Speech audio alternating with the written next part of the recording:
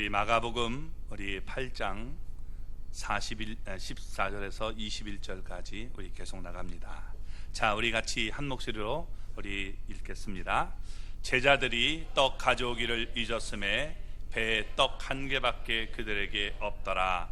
예수께서 경고하여 이르시되 삼가 바리새인의 누룩과 헤롯의 누룩을 주의하라 하시니 제자들이 서로 수군거리기를 이는 우리에게 떡이 없음이로다 하거늘 예수께서 아시고 이르시되 너희가 어찌 떡이 없음으로 수군거리느냐 아직도 알지 못하며 깨닫지 못하느냐 너희 마음이 두느니라. 너희가 눈이 있어도 보지 못하며 귀가 있어도 듣지 못하느냐 또 기억하지 못하느냐 내가 떡 5개를 5,000명에게 떼어줄 때에 조각 몇 바구니를 거두었더냐 이르되 12이니이다. 또 7개를 4,000명에게 떼어줄 때에 조각 몇 광주리를 거두었느냐 이르되 7이니라. 이르시되 아직도 깨닫지 못하느냐 하시니라. 아멘. 할렐루야. 하나님의 은혜와 복이 오늘도 주님 앞에 나온 우리 사랑하는 성도 여러분 삶 속의 가정 속에 늘 함께 하시기를 주님의 이름으로 축원합니다. 우리 옆에 분 손 붙잡고 우리 서로 우리 호탕하게 우리 웃는 시간을 갖겠습니다. 예, 주님은 우리를 웃게 하시는 분입니다. 옆에 분 붙고 우리 기분 나쁘게 웃지 마시고 기분 좋게 웃으시기 바랍니다. 예. 예. 웃으시면 좋겠습니다. 예. 자, 다시 이렇게 한번 인사 나누겠습니다. 당신 때문에 정말 살만 납니다. 예. 꼭 그런 분들이 되기를 주님의 이름으로 축원합니다. 예수님은 세상의 구주십니다. 유대인의 구주만 아니라 온 세상의 구주가 되십니다. 이 사실을 분명하게 깨닫기를 바라서 제자들을 데리고 갈릴리를 떠나 이방 땅으로 가셨습니다. 거기서도 이방인들을 불쌍히 여겨서 그들을 위해 많은 권능을 행했습니다. 이로써 제자들은 예수님이 온 세상의 구주가 되심을 밝히 깨달았습니다. 이제 다시 유대인들이 사는 갈릴리 마을로 돌아오자 바리새인들과 사두개인들이 함께 예수님께 나왔습니다. 이들은 서로 신학적 입장도 달랐고 삶의 방식도 완전히 달랐습니다. 그들은 서로 원수처럼 지냈습니다. 그런데 예수님을 대적하기 위해서 함께 뭉쳤던 것입니다. 이것이 우리가 지난주에 나눴던 어둠의 첫 번째 특징이다라고 말씀을 드렸습니다. 예수님을 힐난하고 시험하며 하늘로부터 오는 이 표적을 구했습니다. 예수님이 표적을 행해줘도 전혀 인정하려고 들지 않았던 것입니다. 그래서 그들은 점점 더 깊이 어둠 속에 빠져들어갔습니다. 이것이 어둠의 두 번째 특징이다라고 말씀을 드렸습니다. 예수님은 마음속으로 깊이 탄식하시고 그들을 떠나게 됩니다. 끝까지 그들이 빛 대신 예수님을 거부했기 때문입니다. 결국 어둠은 버림받게 된다는 사실이 여러분 우리가 지난주에 나눴던 세 번째 특징이었던 것입니다. 그래서 예수님은 그들을 떠나 다시 배를 타고 건너편으로 건너가셨다라고 말씀하고 있습니다. 그 배에는 예수님과 제자들이 함께 타고 있었는데 이 본문은 오늘 본문은 그때 배 안에서 제자들의 어둠을 밝혀주는 내용임을 얘기해 주고 있는 겁니다. 그래서 밝다면 우리가 이 태양빛만 생각하지 마시고 여러분 몰랐던 걸 우리가 깨닫는 계몽의 빛도 있다는 사실을 기억하시기 바랍니다. 자, 우리 제자들은 빛과 함께 있었습니다. 14절 말씀을 우리 보겠습니다. 제자들이 떡 가져오기를 잊었음에 배에 떡 1개밖에 그들에게 없더라. 계속해서 거부하는 바리새인들과 사두개인들을 떠나서 예수님은 제자들과 함께 배에 올랐습니다. 그리고 다른 편으로 건너가고 있는 중입니다. 바리새인들과 사두개인들은 유대교 사회에서 지도자들입니다. 만일 바리새인과 사두개인들을 등진다면 여러 가지 불이익을 당할 수 있습니다. 유대교에서 출교당하고 회당 출입도 금지당할 수 있습니다. 그러면 여러분 유대 사회에서 정말 생활하기가 힘들어지는 것입니다. 그런데 제자들은 조금 더 망설이지 않고 예수님과 함께 배에 올랐던 것입니다. 제자들은 예수님이 어디로 가든지 늘 예수님과 함께 했습니다. 이것이 예수님을 따르는 사람들이 보여주는 첫 번째 특징이라는 겁니다. 그래서 예수님을 믿는 사람은 예수님이 가는 곳 어디든지 함께 가려고 하는 이런 모습을 가져야 되는 것입니다. 제자들은 예수님을 따라 배에 올랐는데 이 가다 보니까 이거 떡 한 것 같다 이렇게 얘기하게 되는 겁니다. 그러니까 그들 가운데 이 떡을 보니까 떡 하나밖에 없는 거예요. 먹을 떡이 준비되지 않은 것입니다. 요즘은 우리나라는, 여러분 특히 우리나라는 어디를 가든지 음식점이 많잖아요. 그런데 손쉽게 이게 음식을 구할 수 있지만 당시에는 음식점이 흔하지 않았습니다. 그래서 어디를 가든지 자신들이 먹을 것을 준비해서 가야 했던 것입니다. 식사 때가 다가오면서 제자들의 걱정은 점점 더해간 것입니다. 이거 떡 한 것만 어떡하지? 이렇게 생각한 거죠. 그때 예수님께서 15절에 이렇게 말씀하십니다. 같이 읽어볼까요? 예수께서 경고하여 이르시되 삼가 바리새인들의 누룩과 헤롯의 누룩을 주의하라 하시니. 자, 제자들은 떡 때문에 걱정하고 있습니다. 그런데 여러분 생각해 보세요. 우리가 한 끼 못 먹으면 무슨 일이 일어납니까? 아니잖아요. 근데 이건 먹을 것에 집중되어 있는 이들은 이거 떡 한 것 같아, 거기에 꽂혀버린 거예요. 그러니까 이제 여러분 무슨 얘기도 들려오지 않아요. 이게 문제가 되는 겁니다. 자, 예수님은 그들의 관심이 육적인 일에 너무 꽂혀있는 것을 보시고 영적인 일을 지금 생각하도록 말씀하고 있는 겁니다. 그래서 여기 경고했다라고 말합니다. 계속적으로 경고를 하고 있는 거예요. 그러면서 삼가라 또 주의하라 이렇게 얘기합니다. 삼가라는 말이 무슨 말이냐면 이 호라테라고 되어 있는데, 호라라는 말이 보라는 말이에요. 또 이 주의하라 이것도 블레테라고 되어 있는데, 블레페테라고 되어 있는데, 여러분 이 블레포라는 말도 이거 본다는 말이에요. 앞에 거는 주의해서 아주 집중해서 보는 것이고, 이것은 사물을 잘 살펴서 보는 그런 모습을 얘기하고 있는데 다 명령형으로 얘기하고 있다는 거예요. 좀 살펴봐라 이렇게 지금 주님께서 얘기하고 있는 겁니다. 예수님은 제자들이 바리새인들의 누룩과 헤롯의 누룩에 대해서, 지금 사두개인의 누룩에 대해서 주의하라라고 경고를 했습니다. 여러분 누룩은 가루를 막 부풀게 만들죠. 그래서 온 덩이에 퍼지게 되는 것입니다. 이 누룩이 뭐냐? 잘못된 신학과 부패한 정치를 말하는 것입니다. 누룩의 상징을 한 단어로 얘기한다면 영향력이에요. 영향력이 크다는 겁니다.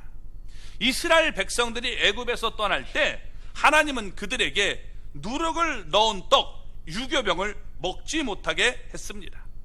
더 이상 과거에 죄악된 삶에 영향을 받지 말라는 뜻으로 말씀하신 것입니다. 그래서 애굽에서의 이 삶에서 온전히 벗어나 전적으로 새로운 출발을 하라는 의미로 말씀하신 겁니다. 자, 바리새인들과 사두개인 그리고 헤롯이 제자들에게 끼칠 수 있는 나쁜 영향이 무엇일까요? 이들이 나쁜 영향력이 있다는 거예요. 그게 뭐냐? 여러분, 예수님은 바리새인들의 누룩을 가리켜서 누가복음 11장 12장 1절을 보면 외식이다라고 말했습니다. 그러니까 그들은 바리새인 하면 특징이 뭐냐? 외식하는 거예요. 겉모습은 굉장히 좋은데 속은 그렇지 않다는 거예요. 이거 주의해야 된다라고 말하고 있는 겁니다. 그들은 손은 굉장히 잘 씻어요. 떡 먹을 때도 굉장히 손을 잘 씻는데 마음을 씻지 않았다는 거예요. 이 씻는 게 중요한데, 여러분 손 씻는 게 중요합니까? 마음을 씻는 게 중요합니까? 그렇죠? 근데 이거는 손은 열심히 씻어서 더러운 것들을 안 해. 그런데 마음은 씻지 않는 거예요. 이게 문제죠. 그들의 이 신앙의 모습을 보면 회칠한 무덤처럼 겉으로는 굉장히 아름답게 보인 겁니다. 그렇지만 그 안에는 탐욕과 방탕함이 그득했다라고 말씀합니다. 또 사두개인들은 여러분 부활도 천사도 영도 없다라고 주장했어요. 그러니까 여러분 성경도 하나님의 능력도 전혀 알지 못하는, 그들은 마치 얘기하면 어떻게 돼요? 자유주의 신학자들이에요. 이 땅에서 우리가 잘 먹고 잘 사는 게 복이지 뭐 예수 믿어서 뭐해? 이런 생각을 갖고 있는 사람이 사두개인이에요. 이런 데서 영향받지 말라는 거예요. 또 헤롯은 로마 권력에 의해서 세움을 입은 그런 분봉왕입니다. 그러니까 그를 추종하는 헤롯 당들은 힘써 세상 권세를 추구했습니다. 야, 이 땅에서 그래서 복이 뭐냐? 권력을 잡는 거야. 이게 여러분 복인 거예요. 그래서 어떻게 되든지 권력을 잡아야겠다라고 생각했던 사람들의 모습인 것입니다. 한마디로 이 땅의 안위를 꾀하는 세속주의자들의 모습이라고 얘기할 수 있습니다. 제자들은 빛 대신 예수님과 함께 했기 때문에 더 이상 어두움에 영향을 받기를 원치 않았던 거예요. 저들의 모습을 따라가면 여러분 어떻게 해요? 그냥 가식만 일어나는 거예요. 전혀 속은 그렇지 않은데 이게 겉으로는 굉장히 잘 믿는 것 같지만 실제로는 속은 그렇지 않은 모습을 우리가 깨달아야 됐던 것입니다. 그래서 바리새인들의 외식주의와 사두개인들의 자유주의, 그리고 세속의 이 헤롯, 이 사람들, 그런 걸 추구하지 말라라고 주님은 지금 말씀하고 있는 겁니다. 그런데 여러분 어떻게 해야 돼요? 그들은 먹을 걸 안 갖고 왔단 말이에요. 먹을 걸 안 갖고 오니까 어때요? 꽂히니까 예수님이 무슨 말씀하시는지 전혀 들어오지 않는 거예요. 죄송합니다. 뭐 할머니들을 제가 폄하하려는 게 그런 게 아닌데, 제가 이게 나누다 보면 그런 게 있어요. 우리 어르신들이랑 얘기를 나누다 보면 하나에 뭐가 꽂히면 그냥 그 얘기만 해요. 그죠? 아마 그런 거 경험할 거예요. 뭐 얘기를 해도 다른 얘기 안 들리고 그 얘기만 한단 말이에요. 너무 답답한 그런 모습을 갖게 되는 경우가 있어요. 좀 이렇게 두루 얘기하면서 이걸 살펴봐야 되는데, 그 얘기가 아니라 그 단 하나에 무슨 꽂혀가지고 여러분 굉장히 마음 상하고 문제가 되는 경우를 우리가 볼 수 있단 말이에요. 그러면 이게 여러분 문제가 심각해지는 거죠. 지금 이들은 먹을 걸 안 갖고 왔어요. 그러니까 야, 이거 먹어야 되는데 예수님께서 지금 제자들에게 하시면서 저 바리새인들과 사두개인들, 헤롯 당들의 저 지금 외식을 주의해야 된다라고 하면서 여러분 그 누룩을 주의해야 된다라고 얘기하는데, 그 얘기는 전혀 들려오지 않고 먹을 것 어떡하지? 이런 생각을 지금 갖고 있는 겁니다. 그래서 여러분 그들의 마음을 주님은 다 아시고 얘기하는 겁니다. 자, 우리 16절 말씀을 읽어볼까요? 제자들이 서로 수군거리기를 이는 우리에게 떡이 없음이로다 하거늘. 자, 이때 제자들은 배고파서 영적인 말씀을 하시는데 제자들은 전혀 깨닫지 못하고 온통 먹는 일에만 치중하고 있다는 거예요. 그러니까 예수님은 여러분 그들이 말하는 걸 다 이해하고 계셨습니다. 왜냐하면 그분은 전지전능하신 하나님이잖아요. 아마 제가 이걸 재구성하면 제자들은 이렇게 생각했을 거예요. 야, 나 이 문제 생겼어. 먹을 거 안 갖고 갔어. 그래? 그러면 어떡하냐? 야, 배 만약에 우리가 탁 되면 너는 우측으로 가. 그래서 딱 가봐가지고 거기 혹시 있는지 한번 찾아보고, 너는 직진으로 가고 너는 이쪽으로 가. 그래서 한번 찾아보자.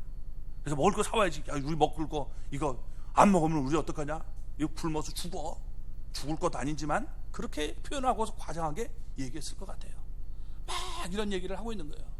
예수님은 야, 너들 세상에 정말 그 물들면 곤란하다, 그렇게 얘기하는데 그런 거 전혀 안 들고 먹을 것 이것만 지금 계속 얘기를 하는 거예요. 지금 얼마나 이게 여러분 갭이 큽니까? 그죠? 이쪽 얘기 전혀 다른 얘기를 하고 있는 거예요. 그래서 여러분 우리가 땅의 것에 집착하면 하늘의 것을 볼 수 없다는 거예요. 우리가 이 땅에서 우리가 잘 먹고 잘 살아야 되는 것만 생각하면 여러분 교회에 나와서 은혜 못 받는 거예요. 왜? 예수님을 통해서 하나님은 우리를 죄를 용서해주고 구원해 주시는데, 에이 그런 거 필요 뭐지? 우리가 먹고 사는 게 중요하지. 그래서 여러분 전혀 안 들려오게 되는 거예요. 은혜 받았다면 어떻게 돼요? 복 받아라 아멘 하지만 여러분 예수님이 이런 분이 그럼 쓸데없는 얘기 하고 있어요. 이렇게 생각할 수 있는 거죠. 이게 지금 제자들의 모습인 것입니다. 자, 예수님이 여러분 이렇게 말씀하신 데는 의도가 있는 거예요. 예수님이 생명의 떡이 되시잖아요. 그분이 함께 있단 말이에요. 그리고 여러분 예수님께서 얼마 전에 행하신 이적을 생각해 보세요.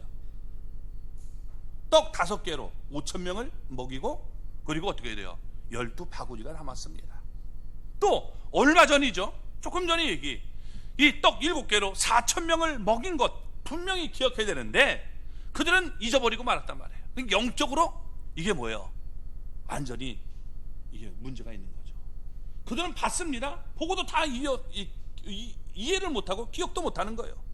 그러니까 영적으로 너무 어두웠던 모습을 보여주고 있는 거예요. 예수님이 빛 가운 빛인데 그 빛인 예수님을 보지 못하고 여러분 자기들의 환경만 지금 바라보면서 아이고 문제 생겼다, 아이고 이거 우리 어떡하냐 이러면서 여러분 문제가 되는 거예요. 지금 이런 현장을 보여주고 있는 겁니다. 자, 그런데 이들이 점점 더 밝은 빛으로 나오도록 주님은 만드신다는 겁니다. 자, 17절부터 21절 좀 길지만 우리 읽어볼까요? 예수께서 아시고 이르시되 너희가 어찌 떡이 없으므로 수군거리느냐? 아직도 알지 못하며 깨닫지 못하느냐? 너희 마음이 둔하냐? 너희가 눈이 있어도 보지 못하며 귀가 있어도 듣지 못하느냐? 또 기억하지 못하느냐? 내가 떡 5개를 5,000명에게 떼어줄 때에 조각 몇 바구니를 거두었느냐? 이르되 12이니라. 또 7개를 4,000명에게 떼어줄 때에 조각 몇 광주리를 거두었느냐? 이르되 7이니라. 이르시되 아직도 깨닫지 못하느냐? 하시니라. 아멘. 자, 예수님은 제자들이 떡이 없다 하는 것을 알고 수군거리는 걸 알았어요. 예수님은 수군거리는 말 다 알아듣고 계십니다.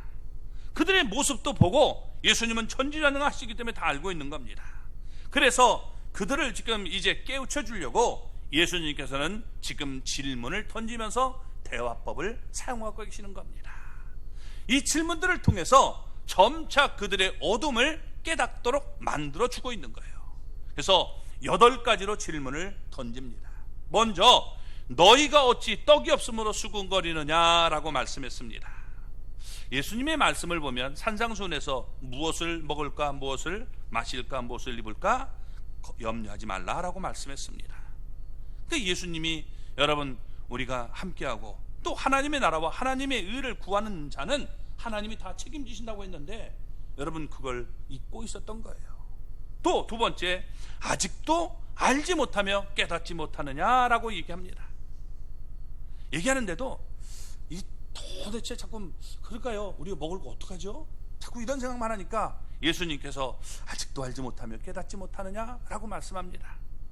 그리고 세 번째, 그래도 모르니까 어떻게 돼요? 너희 마음이 둔하냐라고 말씀하고 있는 거예요. 내 말의 의미를 아직도 모르니? 모르는 사람은 어떻게 돼요? 모르는 거예요. 거기 꽂혀버리면 대화가 안 되는 거예요. 자, 네 번째, 예수님께서 이렇게 말씀하십니다. 너희가 눈이 있어도 보지 못하며 귀가 있어도 듣지 못하느냐? 너희 눈이 있지 않느냐? 너희 봤지? 너희 귀가 있어도 듣지 못하느냐? 너희 듣지 않았느냐? 예수님께서 점점 뭐예요? 그들에게 힌트를 더 제공해 주는 거죠. 그래도 몰라요. 또, 야, 기억 못해? 너 이렇게 얘기하는 거야. 기억하지 못하느냐? 라고 얘기합니다. 계속 말씀하시는데도 제자들은 전혀 깨닫지 못하니까 흑암 가운데 있으니까 어떻게 돼요? 한마디 말도 하지 못해요. 그러고 있는 거죠. 얼마나 답답할까요? 감도 잡지 못했다는 겁니다. 자, 이런 어두운 여러분 영적인 제자들을 데리고 다녔으니 예수님이 얼마나 이게 정말 힘들었겠습니까? 뭘 얘기해도 좀 말귀를 알아들어야 되는데 말귀를 알아듣지 못하면 문제가 생기는 거예요. 그렇죠? 여섯 번째, 예수님께서 이렇게 말씀하십니다. 이제 그렇게 얘기도 모르니까 이제 구체적으로 얘기하는 거예요. 내가 떡 5개를 5,000명에게 떼어줄 때에 조각 몇 바구니를 거두었느냐? 예수님이 함께 하니까 걱정하지 말아야 되잖아요. 왜? 떡 5개도 5,000명 먹였는데 요거 몇 명 되지도 않는 거 우리 뭐 그것 때문에 걱정하느냐? 그죠? 그러니까 이들이 이 얘기하기 뭐라고 합니까? 이르되 12이니라 라고 얘기한단 말이에요. 그건 이제 대답을 하는 거예요. 아, 봤으니까 12요 12바구니 남겼습니다 이렇게 얘기했습니다. 또 예수님께서 7개를 가지고 떡 7개를 가지고 4,000명에 떼어줄 때에 조각 몇 광주리를 거두었느냐. 더 많이 거둔 광주리. 이렇게 얘기한단 말이에요. 그러니까 뭐라고 합니까? 7이요. 5이 아니 7이죠. 그렇죠? 예, 7. 예, 이렇게 얘기합니다. 자, 그래서 여러분 어떻게 돼요? 이렇게 겨우 대답을 했습니다. 이렇게 아무리 힌트를 줘도 그들이 마음이 둔하니까 실체를 보지 못하고 기억조차 못했다는 거예요. 예수님이 누구예요? 전지전능 하나님이시잖아요. 하나님이 함께 하시고 있는데 뭐가 걱정입니까? 그런데도 어떻게 돼요? 아무리 함께 있어도 걱정은 내가 하는 거예요. 걱정하지 마. 그래도 내가 걱정할래요. 여러분 얼마나 답답하겠습니까? 이 얘기는 하는 거예요. 자, 예수님은 벳세다 빈들에서 떡 5개로 유대인 남자만 5,000명을 먹이셨습니다. 그때 남은 조각 12바구니였습니다. 또 예수님은 갈릴리 이 바다 오른편에서 떡 7개로 이방인 남자들만 4,000명을 먹였습니다. 그때 남은 이 조각이 7광주리였습니다. 제자들은 그때의 일들을 잊을 수가 없는 겁니다. 너무나 놀라운 것 아닙니까? 그게 언제 일어난 일이에요? 바로 전에 일어났던 일이에요. 그런데 그들은 자기 손으로 직접 무리들을 찾아가서 나눠줬단 말이에요. 그러니 이게 얼마나 생생하게 그 일들을 기억하고 있겠습니까? 그 주인공이 누구예요? 누가 행했어요? 예수님이 행했잖아요. 근데 예수님이 그들 가운데 함께하고 있다는 사실을 전혀 모르고 있는 거예요. 걱정하고 있는 거예요. 그러니 여러분, 이런 일을 2번씩 경험했단 말이에요. 그런데 수중에 떡이 없으니까 이거 어떡하지? 이렇게 걱정하고 있는 모습을 보여주고 있는 거예요. 왜요? 예수님이 함께하고 있다는 사실을 잊어버렸고 예수님이 누구라는 사실을 전혀 여러분 그들은 깨닫지 못하고 행동하는 모습을 보여주고 있는 겁니다. 제자들은 풍성한 이적을 일으키시는 예수님을 앞에 두고도 떡과 누룩에 대한 말씀을 듣자 떡이 없는 것을만 염려했을 뿐이지 예수님의 진정한 의도를 그들은 이해하지 못했던 것입니다. 그들은 예수님이 넘치도록 여러 가지 표적들을 통해서 자신의 실체를 하나님이 되심을 계시해 줬지만 마음이 둔하니까 전혀 깨닫지 못했던 거예요. 뭐야 이게? 대단하다 이렇게만 생각했지 예수님이 하나님이 되신다는 사실을 깨닫지 못했던 안타까운 마음을 보여주고 있는 겁니다. 그래서 여러분 우리도 이럴 수 있어요. 우리도 하나님의 은혜를 수도 없이 체험할 수 있단 말이에요. 예수님이 이렇게 해서 좋은 현상이죠. 그런데 조금만 어려움이 생기면 또다시 우리가 낙심하진 않는가 살펴보시기 바랍니다. 예수님이 나와 함께 한다는 사실을 우리가 잊어버리면 그냥 그때 걱정하는 거예요. 우리는 이제 문제 생겼다. 우리 굶었다. 이거 우리 다 죽게 생겼다. 이런 식으로 스스로 그냥 생각해서 자꾸 안 좋은 쪽으로 묵상해 나가는 거예요. 이게 여러분 얼마나 어리석은 모습입니까? 우리가 한번 여러분 제자들의 입장에 한번 보세요. 저것들 등신들 아니야 저거. 어떻게 저거 예수님 함께 하는데도 걱정하고 있어. 그렇게 생각되죠? 근데 그게 바로 우리 모습이라는 거예요. 얼마나 우리가 영적으로 어둠가를 보여주고 있는 건 아닙니까? 우리도 하나님의 은혜를 수도 없이 체험했습니다. 그런데 조금만 어려움이 생기면 다 잊고 걱정의심하는 거예요. 그렇지 않습니까? 그래서 다윗은 시편 103편 2절에 이렇게 말합니다. 내 영혼아 여호와를 송축하며 그의 모든 은택을 잊지 말지어다. 아멘. 여러분 우리가 하나님의 은택을 잊지 말아야 돼요. 하나님에게 행해준 사실을 우리가 기억하고 있다면 힘들고 어려워도 우리는 이겨나갈 수 있어요. 근데 그게 자꾸 잊어버리니까 어떻게 돼요? 여러분 문제가 생기는 겁니다. 이 사실을 기억한다면 하나님이 너희 가운데 함께 있기 때문에 두려워하지 말라, 걱정하지 말라라고 말씀하고 있는 거예요. 그런데도 여러분 어떻게 제자들은 아직도 깨닫지 못하는 거예요. 완전히 깨닫지 못해요. 그러니까 예수님께서 뭐라고 말씀하실까요? 8번째 아직도 깨닫지 못하느냐라고 얘기하고 있는 거예요. 이렇게 얘기했는데도 깨닫지 못하느냐, 이제는 좀 깨우쳐야 하지 않겠느냐라고 말씀하고 있는 겁니다. 이처럼 예수님은 8가지 질문들을 통해서 제자들에게 이렇게 대화를 하면서 점점 더 여러분 밝은 빛 가운데로 나올수록 만든 거예요. 예수님이 누구신가, 여기에 초점을 맞춰서 여러분 얘기하고 있는 거예요. 그래서 마가복음 우리 8장 마지막을 보면 여러분 어떤 얘기가 나오냐, 여러분 베드로의 고백이 나와요. 신앙 고백이 나와요. 그래서 여러분 신앙 고백이 이렇게 해서 나오게 되는 겁니다. 전혀 알지 못했던 사람이 그렇구나 그러면서 점점 예수님과 교제를 나누면서 깨닫게 되었다는 것입니다. 바리새인들이나 제자들이 다 같이 여러분 예수님의 크신 권능과 여러분 표적을 보고도 여전히 예수님의 실체를 알지 못했어요. 그들은 영적인 눈이 세상적인 장애로 가려져 있었던 것입니다. 영적인 눈이 가려지면 진리를 우리가 보고도 알지 못하고 예수님을 보고도 여러분 예수님이 누군지 깨닫지 못하는 거예요. 저분이 하나님이라는 사실을 깨닫지 못하는 이런 안타까운 마음을 갖게 되는 것입니다. 자, 가룟 유다가 예수님을 배신한 것도 탐욕의 영에 눈이 가려워서 예수님의 실체를 알지 못했던 것입니다. 오늘 이 세상에도 여러분 세상적인 것에 우리가 집착해서 영적인 눈이 가려져서 주님을 보지 못하고 지옥으로 여러분 멸망의 길로 걸어가는 사람들이 많이 있다는 사실입니다. 그래서 우리의 영적인 눈이 여러분 열려야 예수님을 제대로 보게 되는 거예요. 그런 은혜가 있기를 주님의 이름으로 축원합니다. 자, 그런데 여기 지금 제자들이 드디어 이제 생명의 빛을 얻게 되는 모습을 보여줍니다. 마태복음 16장 12절 말씀을 볼까요? 병행 구절인데 이렇게 말씀합니다. 같이 읽어보겠습니다. 그제서야 제자들이 떡에 누룩이 아니요 바리새인과 사두개인의 교훈을 삼가라고 말씀하신 줄을 깨달으니라. 아멘. 여기 바리새인들과 사두개인 특징이 뭐냐? 형식주의와 세속주의를 얘기하고 있는 거죠.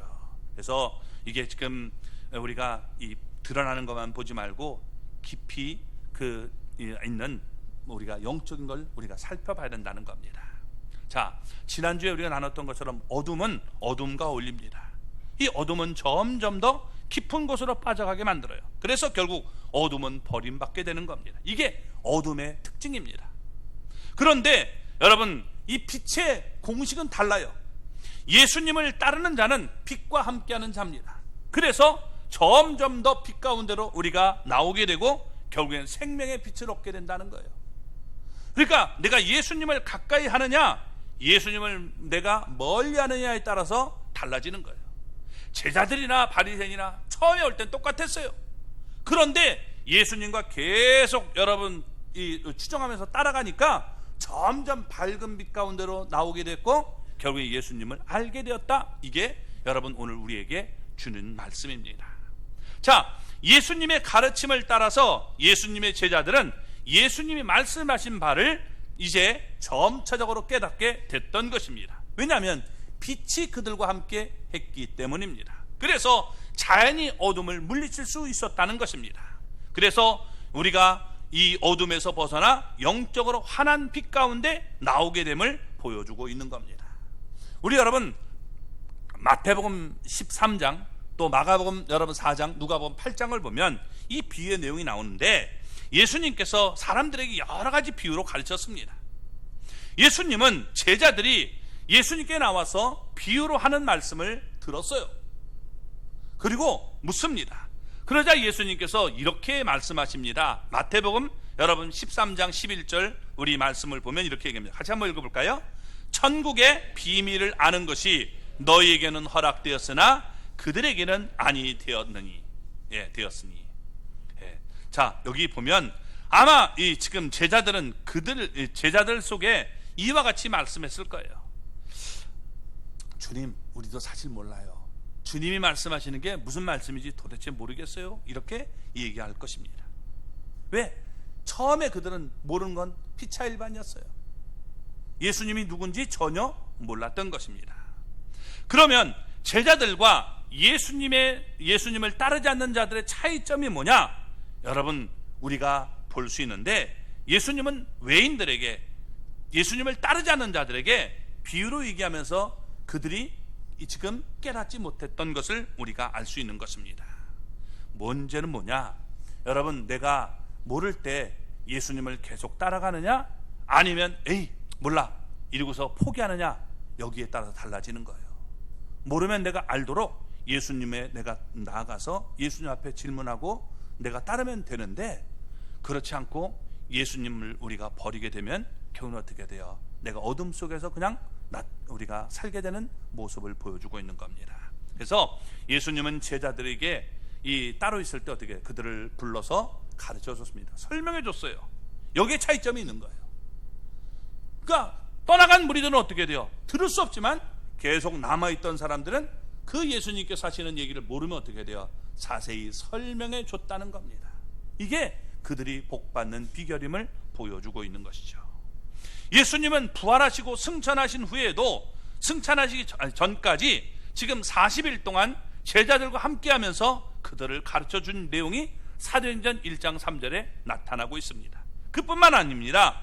예수님이 승천하신 후에도 예수님은 제자들에게 가르쳐 주었는데, 어떻게 가르쳐 줬습니까? 요한복음 14장 26절의 말씀과 같이 성령님을 제자들에게 보내서, 보혜사 곧 아버지께서 내 이름으로 보내실 성령, 그가 너희에게 모든 것을 가르치고 내가 너희에게 말한 모든 것을 생각나게 하시라 라고 말씀합니다. 성령님이 여러분 그걸 가르친다는 거예요. 성령님이 여러분 오시면 어떻게 해요? 예수님을 우리가 밝히 깨닫게 돼요. 근데 이만희가 자기가 보혜사래요. 성령이래요. 그래서 여러분 거기에 속아 넘어가지 말길 바랍니다. 악령이죠. 거짓말쟁이지 무슨 자기가 성령이에요. 성령님이 죽는 거 봤습니까? 성령님이 아픈 거 봤어요? 근데 지금 어떻게 돼요? 애 아파가지고 지금 빌빌빌하고 얼마 있으면 자기는 절대로 안 죽는다고 그러는데 죽을 거예요. 제가 예언합니다. 이만희 죽습니다. 제가 안 죽으면 제가 죽을게요. 정말 죽습니다. 죽어요. 네. 뭘 얘기하느냐? 여러분, 성령님께서 이 땅에 오셔서 우리를 하면 어떻게 해요? 성령이 오시면 하나님의 말씀을 내가 순종하고 따를 때, 아, 그 말씀이 그 뭐였구나, 그래서 우리에게 이렇게 말씀하셨구나 깨닫게 되는 것입니다. 그래서 우리가 성령의 인도를 받고 지도를 받아야 되는 것입니다. 우리 안에 계시는 성령님은 예수님을 밝히 알도록 만들어 주시는 거예요. 그 말씀이 우리 안에 살아 역사하게 만드는 겁니다. 이 참 놀랍고 엄청난 여러분 사실이 아닐 수 없는 것입니다. 우리는 무엇보다도 영안이 어두워지지 않도록 말씀과 기도로 경건 생활에 여러분 우리가 훈련에 임해야 되는 것입니다. 이제 다시 정리하겠습니다. 예수님의 제자들은 예수님과 함께 했습니다. 그들은 예수님의 가르침을 받아서 예수님이 빛 되신 것을 깨닫게 된 겁니다. 아, 저분이 우리의 구원자구나 하는 것을 깨닫게 된 겁니다. 이것은 조그만 여러분 이제 작은 도약이 된 것입니다. 그래서 그들은 이제 예수님이 비춰주는 빛을 점점 받아서 밝은 빛 가운데로 나오게 되었다는 겁니다. 그래서 마지막에 여러분 어떻게 해요? 예수님이 부활하시고 승천하신 다음에 그 다음엔 어떻게 돼요? 이제 그들이 분명히 깨달았기 때문에 예수님을 만방에 복음을 전할 수 있도록 만들었던 것입니다. 여기서 우리에게 보여주는 것이 뭐냐? 이제 제자들은 계속 어디를 가든지 예수님과 늘 동행하는 모습을 보여주고 있는 거예요. 자, 우리 여기 22절을 보면 그 다음에도 보면 어떻게 돼요? 지금 사람들이 여기 지금 제자들은 예수님을 따라 이 벳세다로 가게 됩니다. 벳세다에 이르게 되죠. 또 이 27절을 보면 예수님을 따라 빌립보 가이사라로 갑니다. 이렇듯 예수님과 늘 동행했던 겁니다. 그래서 드디어 예수님의 제자들은 베드로 입을 통해서 나중에 자신들의 신앙을 예수님 앞에서 분명하게 고백하게 됩니다. 그게 뭐냐? 여러분 마가복음 우리 8장 29절을 보면 이렇게 얘기합니다. 주는 그리스도 신이다. 네, 마태복음 16장 16절은 더 잘 말씀하죠. 주는 그리스도시요 살아계신 하나님의 아들이다. 이렇게 얘기하죠. 그러니까 예수님과 함께 하기 때문에 점점 깨닫게 되어서 나중에는 밝은 빛 가운데로 나오게 되는 모습을 보여주고 있는 겁니다. 그래서 생명의 여러분 빛을 얻게 되었다는 것입니다. 바리새인들과 사두개인들은 예수님이 메시아가 아니라는 여러분 결론을 내렸습니다. 그래서 그들은 점점 더 깊은 어둠 가운데 빠지고 만 겁니다. 예수님을 떠났기 때문에. 그래서 그들은 결국 바깥 어두운 데에 여러분 쫓겨나 이를 갈며 슬피 울어야 되는 신세가 되고 만 것입니다. 그러나 제자들은 달랐다는 것입니다. 늘 빛과 함께 했습니다. 그들은 점점 더 밝은 빛 가운데로 나갔습니다. 결과적으로 그들은 예수님에게서 생명의 빛을 받아 예수님이 그들을 위해 예비하신 천국에서 영원한 여러분 영생을 누리게 된 것입니다. 우리 앞에는 빛과 어둠이 있는 거예요. 선택은 각자가 하는 것입니다. 늘 빛이신 예수님과 함께하는 하나님의 사람이 되시기 바랍니다. 점점 더 밝은 빛 가운데로 우리 나가야 되는 거예요. 신앙에는 고비가 있어요. 우리의 신앙만 아니라 삶의 고비가 있어요. 수련회에서 우리가 했던 것들 여러분 기억하십니까? 철로 역정이라는 것 아마 여러분 기억하실지 몰라요. 해보신 분들 있죠? 요즘엔 안 하는데 우리 애들이 옛날에 수련회 가면 어떻게 돼요? 이 철로 역정이라는 프로그램에 합니다. 그럼 어떻게 돼요? 여기 이제 예를 들어서 뭐 이거 먹으면 안 되는데 먹으면 이 아주 얼차례 심하게 받는 과정이 있죠. 그래서 막 꼬셔가지고 먹게 만들어요. 그래서 해가지고 먹으면 그 여러분 이제 정말 힘들어지는 그런 모습을 가끔 독사가 먹는 거죠. 또 여러분 이 고난 가운데서 뛰쳐나가게 만들어서 그걸 하면 안 되는데 인내해야 되는데 인내하지 못하는 것도 있고 여러 가지를 통해서 여러분 우리가 예수님과 멀어지면 곤란한 거죠. 마귀들은 어떻게 돼요? 예수님과 멀어지게 만드는 거예요. 내 삶이 너무 피곤해요. 힘들어요. 그래서 어떻게 해요? 예수 앞에 나가야 되는데 예수님이 못 나게 만들면 마귀가 됐다. 내 방법대로 됐다. 이게 되는 거예요. 그러나 그런 과정 가운데도 내가 계속 주님 앞에 나가면 빛 대신 예수님의 빛이 내 안에 들어와서 어둠은 쉽게 물러가는 것을 경험하게 되는 것입니다. 여러분, 그래서 우리가 이렇게 이길 수 있는 사람이 되기를 바랍니다. 내 삶이 힘들고 어려워도 나는 주님을 배반하지 않고 끝까지 주님과 함께 했습니다. 여러분, 이 고백이 저와 여러분의 고백이 되기를 주님의 이름으로 축원합니다.